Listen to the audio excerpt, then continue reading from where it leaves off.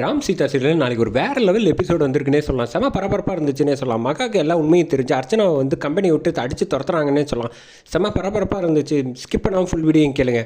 Manager வந்து வேகமாக மகா ரூமுக்கு பார்த்து ஓடி வராங்க. மேடம் என்னாச்சு, ஏன் இவ்வளோ அவசரம் ஓடுறாங்க? அங்கே சீதா வந்து அக்கௌண்ட்ஸை வந்து 5 மாத கணக்கை பார்த்து முடிச்சுட்டு அக்கா பிரித்து மேய்ஞ்சிட்டு இருக்காங்க. அவன் என்ன மாடா பிரிஞ்சு பேயறதுக்கு அப்படின்னு சொல்லிட்டு வேகமாக வராங்க. வந்தோன்னு பார்த்தா சீதாவுக்கு பக்கத்தில் உட்காந்து அக்கௌண்ட்ஸ் பார்த்துக்கிட்டு இருக்காங்க மீராவை பார்த்தோன்னே செம கடுப்பாயிடுறாங்க. யாரை கேட்டுறீ நீலாம் வந்து என் கம்பெனிக்குள்ளே வர, என் அக்கௌண்ட்ஸ் பார்க்குறதுக்கு உனக்குலாம் என்ன தைரியம் இருக்குது?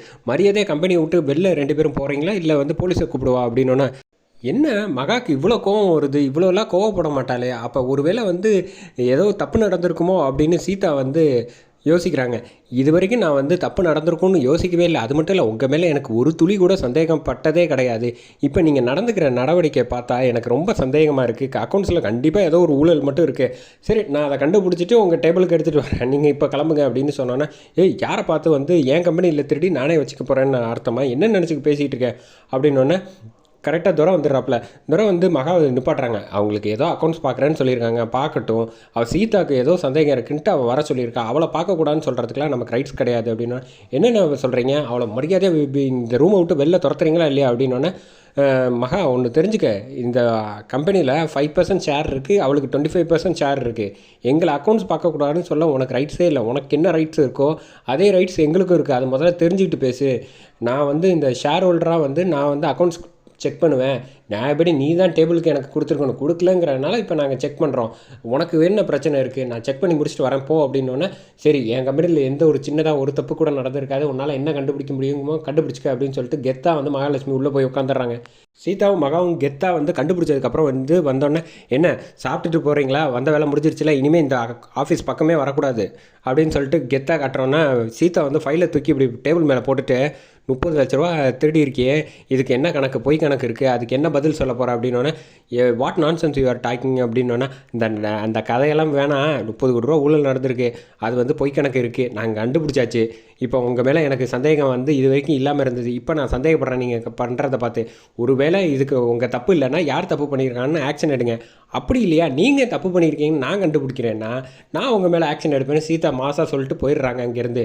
ஆனால் என்ன நினச்சிக்கிட்டு இருக்காங்க இந்த 2 குட்டி பிசாசுங்களும்? நான் அவங்க மாட்டுக்கு வருவாங்களாம், வந்து அக்கௌண்ட்ஸ் செக் பண்ணுவாங்களாம், தப்பாக பார்த்துட்டு என் அக்கௌண்ட்ஸ் தப்புன்னு சொல்கிறதுக்கு அவங்களுக்கு என்ன உரிமை இருக்குது அப்படின்னு.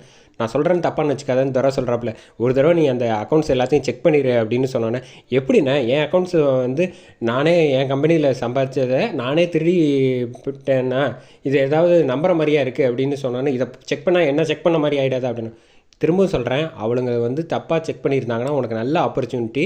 ஆனால் நான் சொல்கிறத கேளு, அதை ஒரு தடவை செக் பண்ணி பாரு. தப்பாக இருந்துச்சுன்னா இனிமேல் ஆஃபீஸ் பக்கம் வர வேணான்னு அவங்கள சொல்லிடலாம்.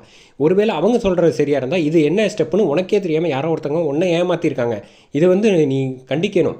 அப்படி கண்டிக்கலைன்னா நீ கம்பெனி ரன் பண்ண தகுதி இல்லை, ஒழுங்காக செக் பண்ணு அப்படின்னு துறை சொல்கிறோன்னா, ஒரு தடவை செக் பண்ணி ஃபுல்லாக பார்த்து முடித்தோன்னா பேப்பரை கோவமாக கீழே போட்டுட்டு சுபாஷுக்கு ஃபோன் அடிக்கிறாங்க. ஃபோன் அடித்தோன்னே சுபாஷை வர சொல்லிட்டு, இந்த 30 கோடி ரூபா திருடுறீங்களே வெக்கமா இல்லை அப்படின்னு கேட்டோன்னே, என்ன நினச்சிக்கிட்டு இருக்கேன்னு அர்ச்சனா பேசாமல் அவருக்கு ஜால்ரா போடுறத நிப்பாட்டு, இது உங்களுக்கு தெரிஞ்சு நினச்சா தெரியாமல் நடந்ததுங்கிறத நான் அப்புறம் பேசிக்கிறேன் அப்படின்னு. என்ன அவங்க 2 பேரும் கணக்கு பார்த்தாங்கிறதுக்காக என்னை சந்தேகப்படுங்க?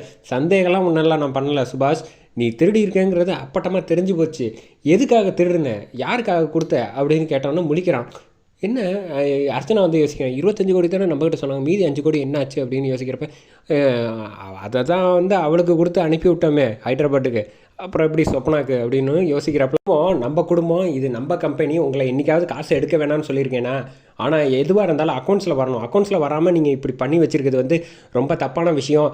நான் உங்களுக்கு வந்து இன்னும் ஒரு வாரம் டைம் தரேன். அதுக்குள்ளே வந்து நீங்கள் வந்து மொத்த காசையும் எடுத்த காசை வந்து திருப்பி கொடுத்துட்டு மேற்கொண்டு வேணும்னா அதே 30 கோடி வேணும்னு கேட்டால் கூட நான் வந்து சேதுக்கிட்ட பேசி உங்களுக்கு நான் 30 கோடி கொடுக்குறேன். ஆனால் தயவு செஞ்சு இது மொத்த குடும்பமாக ஒன்றா இருக்கிறத வந்து நீங்கள் காசு திருப்பி கொடுக்கலன்னா உங்களை வீட்டை விட்டும் சரி கம்பெனி விட்டும் அடித்து துரத்திடுவேன், அதில் மாற்றுக்கிறதே இல்லைன்னு சொல்லிட்டு அங்கேருந்து போயிடுறாங்க.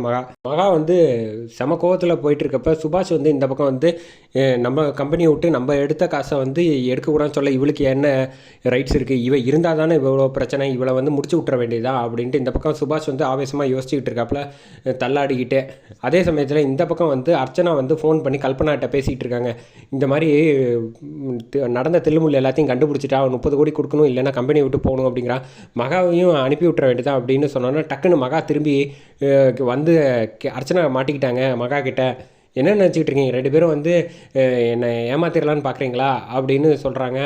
நான் ஒன்றும் ஏமாத்தலாம் ஒன்றும் இல்லை அப்படின்னு சொல்லிட்டு, உங்களுக்கு ஒரு வாரம் தான் டைம், இப்படி நீங்கள் பச்சையாக திருடுவீங்கன்னு நான் நினச்சி கூட பார்க்கலன்னு சொல்லிட்டு திட்டிட்டு போயிடுறா. இந்த பக்கம் கல்பனாவும் மகாவை மேலே அனுப்புறதுக்கு முடிவு பண்ணியிருக்காங்க. கீழே சீதா வந்தோடனே உங்களுக்கு இதில் சந்தேகம் இருக்கும்னு நான் நினச்சி கூட பார்க்கல, உங்கள் அக்கா எப்படி இறந்தாங்கங்கிறத நான் கண்டுபிடிக்காமல் விட மாட்டேன்னு சொல்லிட்டு பரபரப்பாக அந்த எபிசோடை சூப்பராக முடிக்கிறாங்கன்னு சொல்லலாம்.